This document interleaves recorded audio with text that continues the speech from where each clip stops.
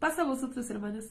Estamos en nuestra primera porción del libro de Éxodo, esta porción que se llama Los Nombres, y vamos a continuar con nuestra tercera lectura. Estamos allá en el capítulo 2, en el versículo 11. Habíamos hablado ya de la opresión tan fuerte que tenían los hijos de Israel, como Faraón ideó varias estrategias para, pues, esclavizarlos. No empezó de la noche a la mañana, sino fue con el tiempo, y pues vimos cómo ya nació Moisés y cómo la misma hija de Faraón lo adopta y pues lo cría en el palacio. Y con este contexto empezamos nuestra tercera lectura. Repito, en el capítulo 2, a partir del versículo 11. Dice: y fue en los días aquellos, y creció Moisés, y salió hacia sus hermanos. Nos damos cuenta entonces la ventaja de que fuera amamantado por su propia madre. Queremos pensar que entonces Jocabed tuvo cierta comunicación con él conforme fue creciendo el niño, lo cual lo llevó a conocer su origen, que él era hebreo, y pues entender el rol o lo que debe hacer, ¿no? Va a comprenderlo un poco mejor. Porque dice sus hermanos. Si él hubiera desconocido y se hubiera creído totalmente egipcio 100%, para nada tiene que salir a ver a sus hermanos. Iba a decir, salió a ver a los esclavos, o no sé, salió a mandarles, o cualquier cosa. Pero vemos este punto. Dice: y observó en sus sufrimientos, y vio a un hombre egipcio golpeando a un hombre hebreo de sus hermanos. Y lo vuelve a recalcar. Vemos esto, cómo Moisés reacciona ante la injusticia. Porque dice, el egipcio está golpeando al hebreo. ¿Por qué? No nos lo narra. Quizá se está ensañando de más el egipcio, y entonces Moisés va a actuar. Dice: y volteó para acá, y vio que no había ninguna persona. ¿Por qué era importante esto? Porque él, como egipcio, como miembro de la familia de Faraón, obviamente no podía, se iba a ver muy mal que matara a un egipcio, y va a tener sus consecuencias más adelante. Pero vemos que él como que se cuida de que nadie lo vea. Y dice entonces: y mató al egipcio y lo sepultó en la arena. Esto fue muy rápido. Al día siguiente, verso 13. Y salió en el día siguiente, y he aquí que dos hombres hebreos peleaban. Vemos cómo cuando era egipcio contra hebreo, bueno, Moisés estaba en contra de la injusticia y por eso ataca al egipcio. Pero ahora que es hebreo y hebreo, ¿qué puede hacer? ¿A quién puede atacar? ¿Cómo deducir este es el malvado y este no? O este merece que lo defiendan o este no. ¿Cómo? Entonces dice: y dijo al malvado, ¿por qué has de golpear a tu compañero? Compañero, no le dice tu hermano, o le dice compañero, porque igual los dos que estaban peleando podrían catalogarse como malvados. ¿Por qué? Para pelear se necesitan dos. O, ¿cómo dice no hay más necio que el que pelea con un necio? Vamos, ambos dos que estaban peleando eran catalogados como malvados. Por eso le dice compañero. Y continúa el verso 14. Y le respondió este hombre al que Moisés le habla: ¿quién te puso como hombre ministro y juez sobre nosotros? ¿Acaso matarme tú pretendes como has matado al egipcio? Y temió Moisés y dijo: ciertamente se ha sabido el asunto. Esto es, Moisés dice: sí me vieron, no quedó tan desapercibido esto. Ahora, otro punto. ¿Por qué Moisés, viviendo en Egipto y sabiendo que era hebreo, por qué no se cuestiona por qué no ha llegado la liberación de los hebreos? ¿Por qué siguen en la esclavitud? Tanto año que ha pasado, ¿por qué siguen ahí? Puede ser que con esto Moisés entiende que entre el pueblo de Israel no eran tan meritorios para ser liberados, porque vemos aquí se les hace fácil pues el estar en contienda unos con otros. Ahora también el estar en continuo reclamo o hablar mal del otro. Entonces puede ser que también esto Moisés se dio cuenta de que el pueblo no estaba como haciendo méritos para ser sacado de Egipto. Dice el verso 15: y escuchó el faraón a el asunto y pidió matar a Moisés, y se escapó Moisés de delante del faraón. Entonces vemos Moisés, peligrando su vida, huye de Egipto. Esto es bastante claro. Es como una regla o esta enseñanza que nos da cuando la vida de la persona está en riesgo, tienes que escaparte. No te puedes quedar ahí poniendo en peligro tu vida, como pensando, Dios lo tiene que hacer, Dios me tiene que salvar. No. La persona, hemos dicho, la persona debe actuar, hacer lo que está en sus manos. Cuando peligra la vida, lo correcto es escapar. Lo vemos aquí con Moisés, también lo vemos con David en su momento, cuando peligra su vida con Saúl, con Absalón, que tiene que huir, que escapar. Eso es la enseñanza para nosotros. No aferrarse a quedarse en un lugar. La prioridad es salvar la vida. Continuamos, verso 15. Y habitó en la tierra de Madián, y se sentó a un lado del pozo. Y es interesante esto. Ya lo habíamos mencionado cuando leíamos en su momento el libro de Génesis, que hubo 3 parejas que se formaron al lado de un pozo. Y pues de las 3 parejas, que fue de Isaac con Rebeca, que fue de Jacob con Rachel, y pues ahora de Moisés con su futura esposa, los 3 tuvieron que ver actos de bondad, de altruismo, y en algunos casos heroicos. Nos enseña esto, que la base de las relaciones, de el hogar, un hogar adecuado dentro de lo que nuestro Dios quiere, es con bondad, es dar. Si yo amo a una persona, debo ver por esa persona, tratar de complacerla. Y esto obviamente es recíproco, no yo voy a dar, y si él no da nada, pues quiere decir que no me ama en realidad. Esto es un camino de 2 vías. Y este es el ejemplo. Continuamos, verso 16. Y tenía el sacerdotal de Madián 7 hijas. Y llegaron y acarrearon agua, y llenaron a los abrevaderos para dar de beber al rebaño de su padre. Las hijas cumpliendo, ¿no? Haciendo lo que su padre les mandaba, cuidando el rebaño de su padre, dándoles agua. Pero dice el verso 17, y vinieron los pastores y las echaron. Los pastores abusivos, quizá porque ellas eran mujeres, quizá porque eran pues chicas, no nos especifica pero el motivo, pero vemos que las echan. Una injusticia, y sabemos, por lo que hemos visto, que Moisés reacciona ante las injusticias.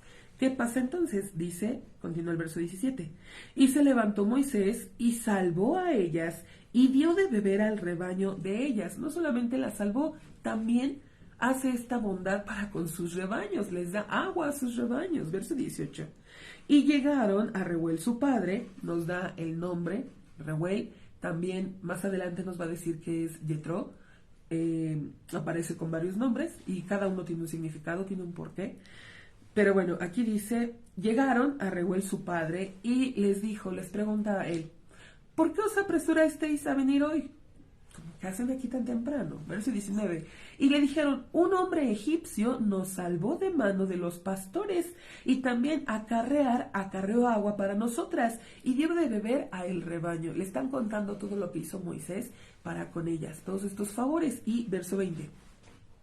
Y les dijo a sus hijas, ¿y dónde está él? ¿Por qué es esto que lo habéis dejado a el hombre? Llamadlo a él y que coma pan. Y vemos una bondad, una característica también de Reuel, Yitro, que él es muy agradecido.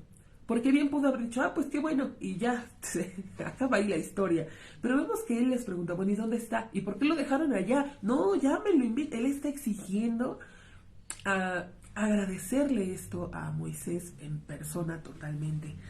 Dice el verso 21, y consintió Moisés de habitar con el hombre. Vemos que no solamente Yetro le va a dar este alimento por un día, sino lo invita pues a quedarse. Y no solo eso, dice, y le entregó a Séfora, su hija, ¿no? Totalmente lo acepta Yetro. Vemos esto que es muy generoso. Y bueno, aquí ya nos resumió en unas cuantas palabras, que Moisés se queda a vivir ahí en Madián y que se casa con la hija de Yetro, Séfora. Verso 22, y dio a luz un hijo y llamó a su nombre Gersón, pues dijo, extranjero fui yo en una tierra ajena.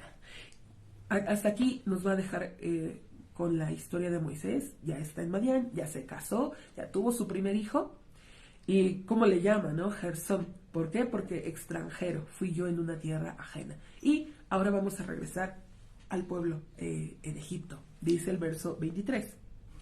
Y fue en los días cuantiosos aquellos, todo lo que pasó con Moisés en Madián, ¿qué pasó en Egipto? Dice, y murió el rey de Egipto, y suspiraron los hijos de Israel del trabajo y clamaron. A ver, muere el rey y suspiraron. ¿Por qué suspiran? ¿Acaso les dolió la muerte del faraón? No.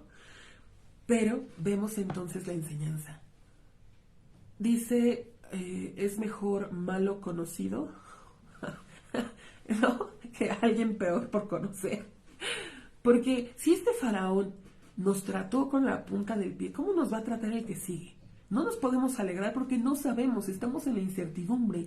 ¿Qué pasa si el faraón siguiente es peor, que sí va a hacerlo así? Pero entonces dice, suspiraron. Ahora, no solamente eso, cuando están hasta, digamos, hasta abajo, en el mayor sufrimiento, dice, y clamaron, y subió el clamor de ellos ante el Todopoderoso desde el trabajo. Vemos, decíamos, no merecían, no habían hecho mérito para ser redimidos. Pero ahora, después de muchos versos, por fin vemos que el pueblo de Israel clama a Dios. ¿Por qué no habían clamado antes? Cuando estaban, una vez que murieron José y todos sus hermanos, estaban en comodidad, estaban aceptando el trabajo. Faraón nos puso impuestos. Está bien, no hay problema.